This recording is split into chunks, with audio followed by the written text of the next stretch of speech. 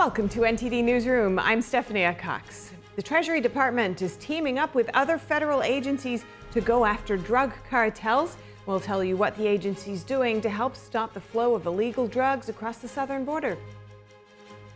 A bipartisan group of U.S. senators pushes to add Russia to the list of countries that sponsor terrorism, while Putin shores up his international allies. Supporters say it's historical. Critics argue it's unconstitutional. More on a new Louisiana law involving the Ten Commandments and public school classrooms. The World Health Organization's new plans for future pandemics have come under fire. We'll tell you why some say the proposal amounts to censorship. Actor Donald Sutherland has died. The star of the hit television sitcom MASH and villain in the popular Hunger Games film franchise was 88.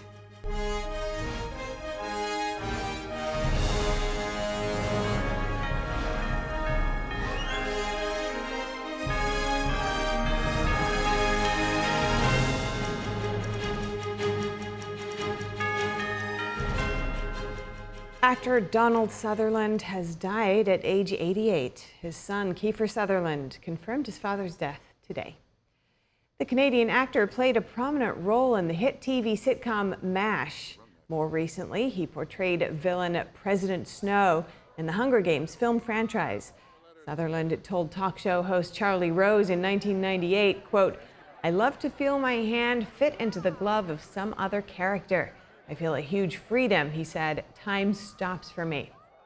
And next, the U.S. Treasury working with other federal agencies and banks to stop the flow of opioids and other dangerous drugs into the country. Treasury Secretary Janet Yellen is announcing new sanctions on a Mexican drug cartel and a new advisory for banks. Treasury Secretary Janet Yellen said on Thursday that her department had sanctioned 8 people associated with the violent Mexican drug cartel. Members of the drug cartel smuggled fentanyl, cocaine, meth, and migrants into the U.S. Atlanta, Georgia, where Yellen was speaking from, has been a hub for them. Yellen said that synthetic drugs not only kill Americans, but also hurt the country financially.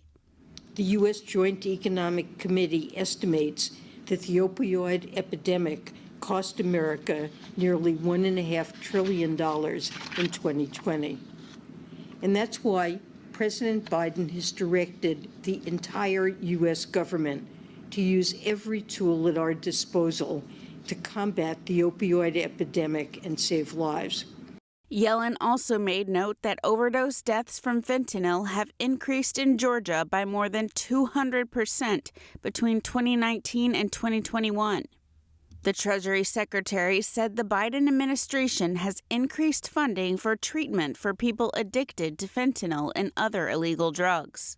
As part of President Biden's unity agenda, the Treasury Department is working with Mexico and China to stop the flow of illicit drugs going into the U.S.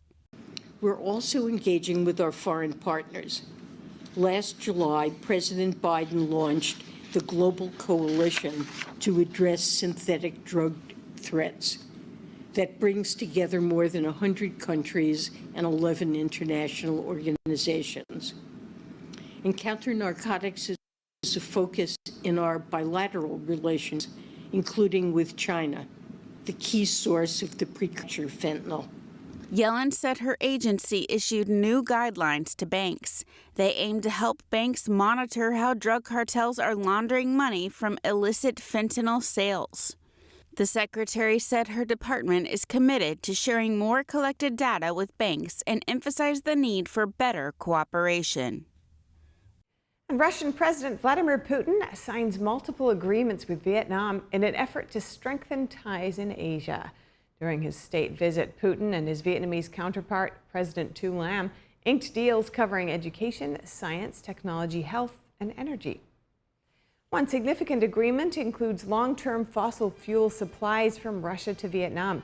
The leaders also discussed building a nuclear science and technology center in Vietnam. Although no defense agreements were publicly disclosed, Lam hinted at undisclosed security cooperation. This visit underscores Russia's attempt to break isolation and reinforces Vietnam's strategic balancing act in global politics. Just yesterday, Russia also signed a mutual defense agreement with North Korea. In response, South Korea may make a major policy change. A senior presidential official said today that South Korea would consider sending arms to Ukraine. Senators have introduced a bill that would include Russia in the list of countries that sponsor terrorism in an attempt to further isolate Russia from the international system. NTD's Washington correspondent Luis Martinez joins us live from the Capitol. Luis, what can you tell us about this new bipartisan push to designate Russia as a state that sponsors terrorism? Of course, Steph, good afternoon. So Senator Lindsey Graham, the Republican from South Carolina, and Senator Richard Blumenthal, the Democrat from Connecticut, presented today a bill that is meant to include Russia in the list of states that sponsor terrorism. Currently, that list includes Cuba, Iran, North Korea, and Syria. Now, both Senators Blumenthal and Lindsey Graham argued that this bill is particularly personal to them. In the case of Senator Lindsey Graham, there's an arrest warrant against him in Russia. And in the case of Senator Blumenthal, he actually traveled to Ukraine in the early months of Russia's invasion of Ukraine. He traveled to the town north of Kiev named Bucha, where they found bodies with their hands tied behind their back and headshots. Let's listen to what Senator Blumenthal had to say about this. We visited in Bucha the site of the mass graves. Women and children, hands tied behind their back, shot in the head. We have talked to prosecutors about Russia kidnapping children and indoctrinating them. The bill presented by Senator Lindsey Graham and Senator Richard Blumenthal details Russia's terrorist activities since, including 1999, since the Second Chechen War. It also covers, of course, the first invasion of Ukraine, assassinations of opposition leaders. And Senator Lindsey Graham actually said that adding Russia to the list of countries that sponsor, the states that sponsor terrorism, would open a new front in the war against Russian aggression. Let's listen to Senator Graham. It would be a morale boost to the people of Ukraine. It would make Russia even more of a pariah state, that if you wanted to do business with Russia after we make them a state sponsor of terrorism, you do so at your own peril. It would allow victims of Putin's barbaric behavior to access American courts. Despite both senators alleging that Russia is a pariah state in the international system, it is important to note, Steph, like you just mentioned, that President Vladimir Putin visited North Korea and Vietnam this week, and also as early as last week, Russian warships were conducting military drills off the coast of Cuba. And also, Russian President Vladimir Putin had a phone call with the leader of the Venezuelan regime. All of this happening in the span of a week. Senator Lindsey Graham stressed that if Senate leadership decided to put this bill on the Senate floor for a vote, it would be one of the most important votes for this generation of politicians. Let's listen to Senator Graham. Not only are they in a defense agreement with North Korea, they may be providing nuclear expertise to North Korea to increase their nuclear arsenal. Now, if that doesn't get you to being a state sponsor of terrorism, what would? As to unanimous consent, I'd like the committee to have a first shot at this, but to me, this is one of the most important decisions our generation of politicians will make. So when both senators were asked on a timeline for when this bill could see a vote in the Senate floor, both senators refused to give any indication of when this might happen, but did not discard using unanimous consent in order to bypass Senate leadership and force a vote on this bill. Steph, back to you. All right, thank you, Louis. Next, as the Pentagon faces military recruitment challenges, Congress is considering legislation that would change the draft system. One proposal would automatically register men for the draft when they turn 18. The House passed the changes, but the Senate Armed Services Committee has yet to consider the measure. The other proposal would require women to register for the draft. That measure passed the Senate Armed Services Committee, but has not made it to the full Senate for consideration or the House. The top Republican on the Senate Armed Services Committee says he strongly opposes the changes, considering it's unlikely that the draft would be reinstated anytime soon. The U.S. military has not activated a draft in more than 50 years. Congresswoman Chrissy Houlihan, an Air Force veteran who introduced the automatic draft registry measure, says it would increase compliance and free up money used for outreach efforts. And Louisiana is now the first state to mandate the display of the 10 Commandments in every public school classroom. NTD's Daniel Monahan reports on the bill signed by Republican Governor Jeff Landry. The law, signed on Wednesday, requires a poster-sized display of the 10 Commandments in large, easily readable font in all public classrooms, from kindergarten through state-funded universities. Governor Jeff Landry says a strong education system leads to a strong economy and state. Landry says the move brings common sense back to the classroom.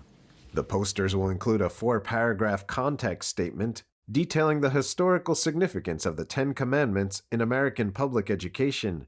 They must be displayed by the start of the 2025 school year. Proponents argue the measure is not solely religious, but also historically significant. According to the law, the 10 Commandments are foundational documents of the state and national government. The measure was spearheaded by Republican State Representative Dodie Horton, who previously succeeded in requiring the national motto, "In God We Trust," to be displayed in classrooms.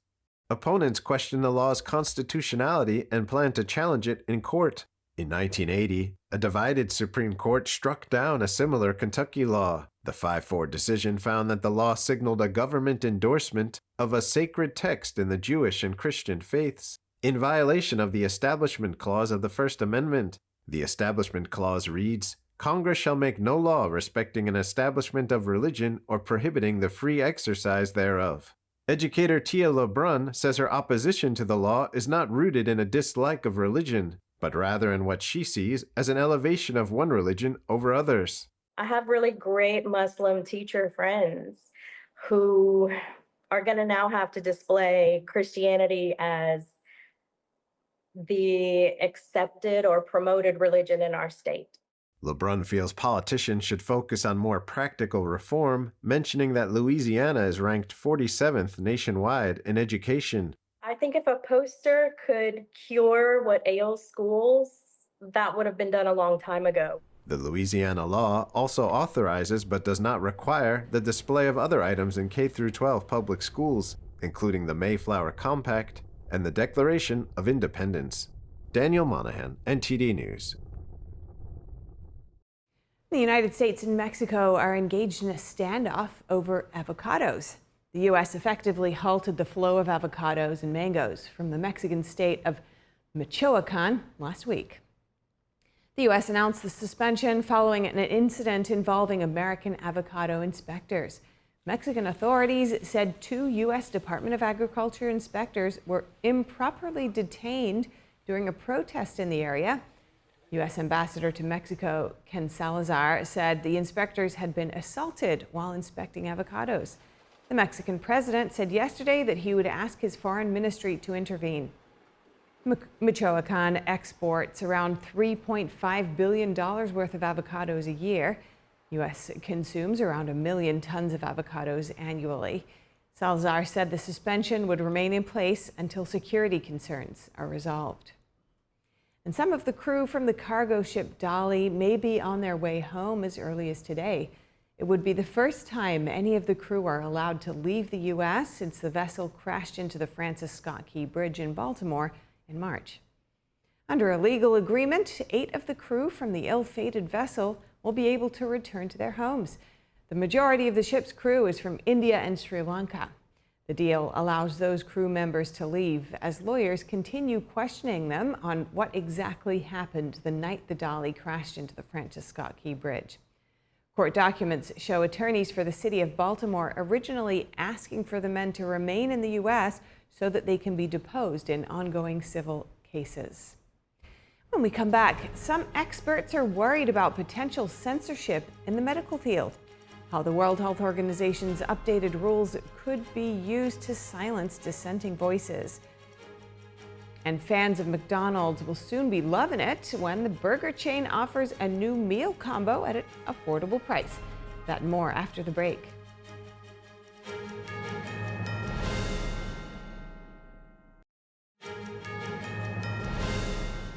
During future pandemics, member states of the World Health Organization will have greater power to manage speech, silence dissent, and enforce digital health passports.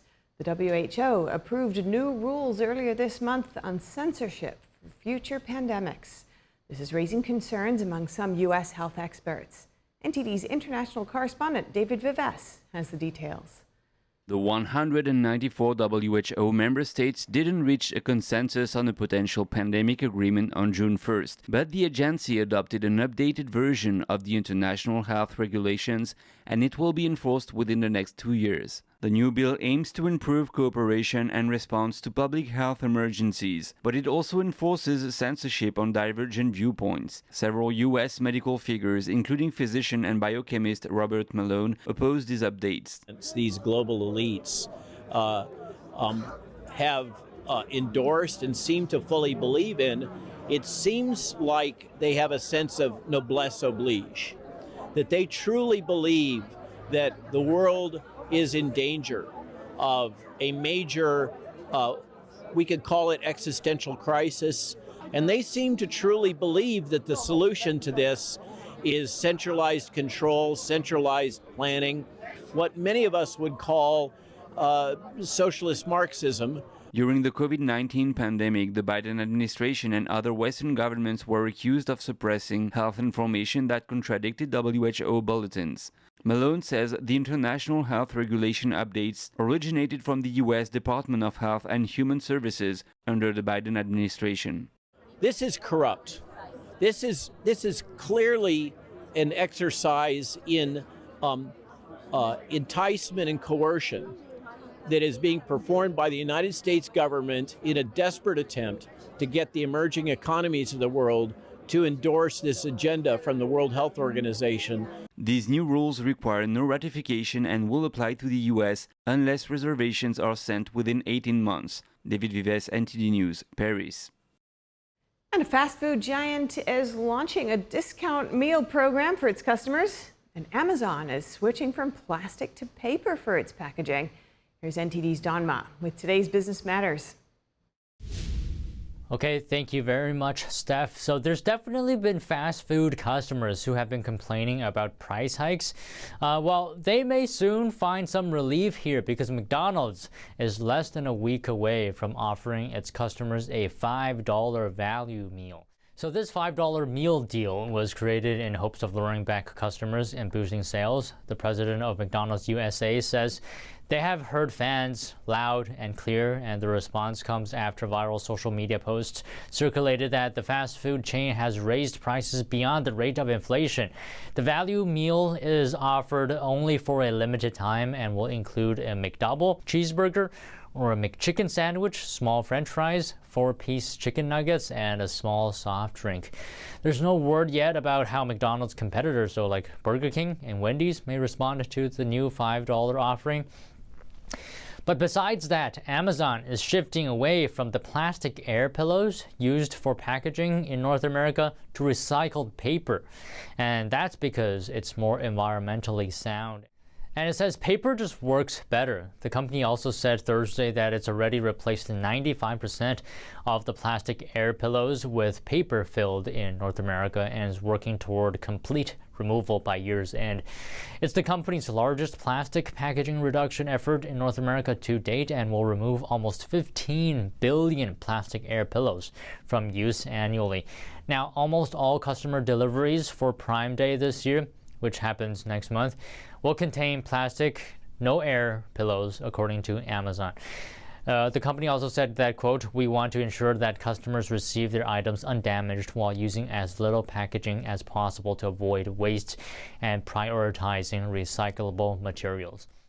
All right, Steph, that's all from me, and back to you. And next, how far would you go to provide for your child? A Georgia man pushes himself to the brink to provide for his son on a survival show with $500,000 at stake. NTD's Daniel Monahan speaks with a contestant from the hit program, Alone. Mikey Helton Jr. says he grew up a country boy. Always in the woods, fishing, hunting, tracking, all of that good stuff. Always interested in survival, Helton tried to apply for Season 2 and 6 of Alone, but life always got in the way. When the call for Season 10 in Reindeer Lake, northern Saskatchewan rolled around, Helton found new inspiration. Season 10, the inspiration was my youngest child. He has severe autism, and so I wanted to win that money to give him a better life, you know. Helton says finding food was hard, with very few animals around and the fish in the lake not biting. He did set up snares to catch squirrels. So the little red squirrels would either push it to the side or jump over it, you know, or go around. They were outsmarting me with the snares. And the survival show contestant managed to feed on some mice using deadfall traps and other methods. Once I started getting really bad insomnia, I was staying up most of the night, and so I was just using a stick and a string, and I would pull the string and the rock would fall. I would sit there and watch the mice go up under the rock, and I'd pull it and it'd fall. Despite his struggles to get food, Helton displayed incredible endurance and capacity to withstand extreme suffering. He managed to last an amazing 55 days, making it to the top 3, the whole time focused on his son. He was just 11 days shy of the winning time. Out of those 55 days, I lost 86 pounds. Never caught a fish. The lake was killing me. It was a long, hard, cold 55 days, though. If I would have stayed longer, then I probably would have gotten some severe frostbite. Don't want that. My feet were already swollen up really bad and really red. Helton says survival skills are important for children because they get them away from technology. If you walk into a store and you see anybody, they're usually looking straight down. That's because they're looking at their phone. They don't have any idea what's around them. They have no connection to it. And so giving these kids an opportunity to connect to nature, giving them an opportunity to have some other outlet, you know, to get them off of social media for 10 minutes, maybe take them out, shoot the bow, or take them out and just watch birds or anything. It really brings them back to nature, shows them what's actually real. And I like that. That's a beautiful thing. Helton has lots of skills in a workshop. He even crafted some survival gear while on Alone. I still have one of the arrows that I made all along. So that's grouse feather. This is a spruce tip, some paracord, and this is a pike jawbone that I found on the lake. The Georgia man has a YouTube channel where he teaches people how to make bows, guns, fishing lures, deadfall traps, and other crafts. Daniel Monahan, NTD News. And lastly, landmark legislation in New York State today. New York Governor Kathy Hochul has signed a bill banning social media platforms from using algorithms to keep children addicted to their apps. Big tech is almost certain to retaliate. We'll have more on this on the evening news at 6 p.m. Eastern, 3 Pacific. Thanks for watching NTD Newsroom. I'm Stephanie Cox.